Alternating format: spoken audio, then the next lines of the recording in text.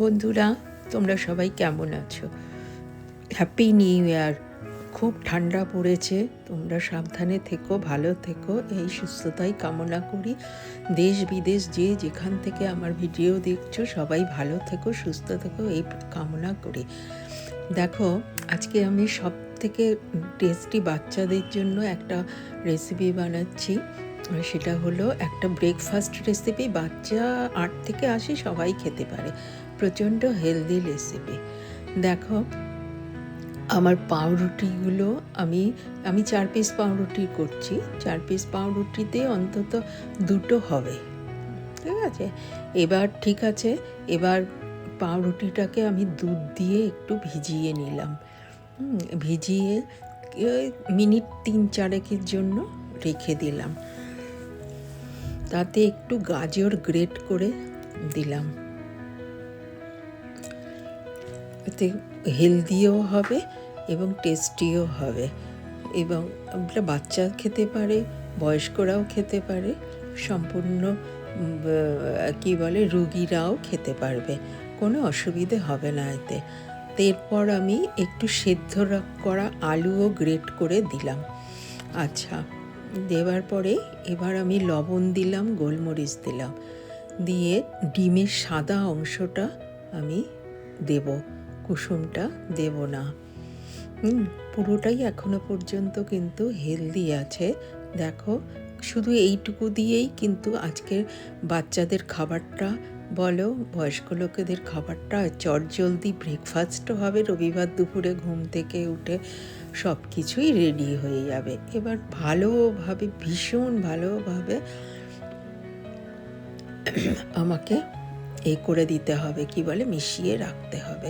এবার আমি একটুখানি কয়েক ফোঁটা মতন, ছোট চামচে 1 চামচ মতন আমি সাদা তেল দিয়ে দেবো, যাতে বাটারটা না পুড়ে যায়। এবার বাটারটা না পুড়ে গিয়ে এবার বাটার দেবো, ওই তেলের ওপরেই আমি একটু বাটার দেব।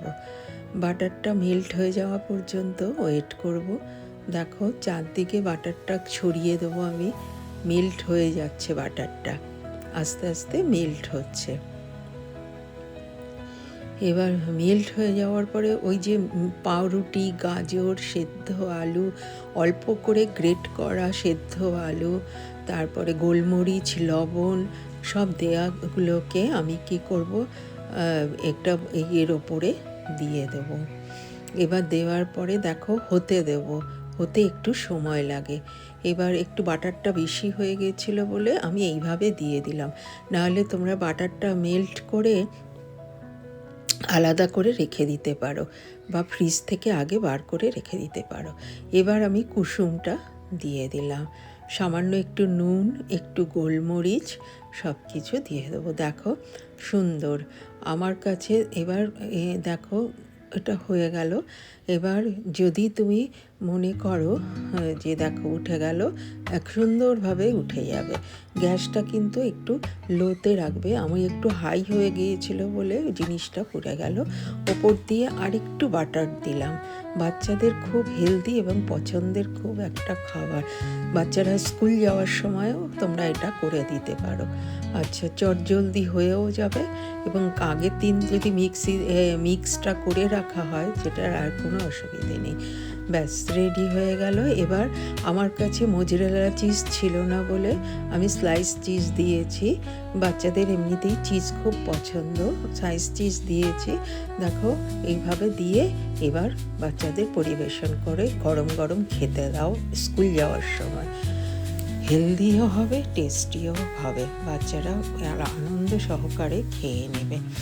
এবার আরেকটা প্রসেসে আমি দেখাচ্ছি, সেটা হলো কুসুমটা কেমন থাকবে। তুমি দেখো, আবার একটু তেল দিলাম, তাতে আবার একটু বাটার দিয়ে দিলাম। বাটারটা মেল্ট করে আমি সরিয়ে রাখবো ফ্রিজের। এখন শীতকাল না রাখলেও চলে, আমাদের ছিল তাই। এবারে হাফ সরিয়ে রেখেছি আমি বাটারটা। আবার বাটারের মধ্যে এটা দেয়া হবে মিক্সটা। দেওয়ার পরে তোমরা মোজারেলা চিজ থাকলে খুব সুন্দরভাবে মোজারেলা চিজ দিয়ে দেবে। এবার ওটাকে হওয়ার টাইম দিতে হবে, দিয়ে এবার উল্টে দেবো আমি কিন্তু এখানে কুসুমটা দিলাম না। আবার একটু বাটার দিলাম, বাটার দিয়ে এবার উল্টে দেবো। দেখো হয়ে এসছে, বাটার দিয়ে উল্টে দেবো। দেখো কি সুন্দরভাবে উল্টে যায়। আচ্ছা, গ্যাসটা কিন্তু লোতে রাখতে হবে। এবার মাঝখানটা একটু ফুটো করে দিতে হবে ফোড়ন দিয়ে, ওখানে কুসুমটা দিয়ে দেব। Ready to serve. একটু বাটার দিলাম যাতে ভেতরেও ঢুকে যায়। দু রকম প্রসেসে যেটা সহজে মনে হবে সেটাই দিতে পারো। একটা ডিমের কুসুম দিয়ে দিলাম, নুন, গোলমরিচ। থ্যাঙ্কস ফর ওয়াচিং তৃষার পাকশালা। দেখো কি সুন্দরভাবে এটা হয়ে গেল। আমার একটু গলে গেছে, এটা কিন্তু না গলা অবধি রেডি টু সার্ভ।